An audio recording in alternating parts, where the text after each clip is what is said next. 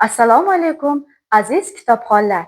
Men sizlarga bugun Yashnobod tuman axborot kutubxona markazi fondiga yangi kelgan adabiyotlardan biri Dilshod Rajabning Olam ziyoga to'lsin kitobini bibliografik sharhlab bermoqchiman. Dilshod Rajab Olam ziyoga to'lsin.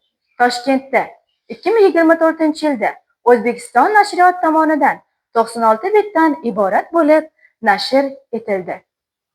Ushbu kitob 100 jilddan iborat Kitobxon bolalar loyihasi turkumi doirasida nashr etildi. Ushbu to'plamda o'zbek bolalar adabiyotlarining eng sara namunalari o'rin olgan. Ushbu loyiha doirasida nashr etilgan asarlarning har biri kelajagimiz bunyodkorlari bo'lgan yoshlarni, xususan bolalar va o'smirlarni vatanparvarlik, mehnatsevarlik, ona tabiatni sevish, asrab-avaylash, milliy va tarixiy boy qadriyatlarimizga hurmat va ehtirom ruhida tarbiyalab, kelajakda barkamol shaxs bo'lib yetishishlarida xizmat qiladi. E'tiboringiz uchun rahmat.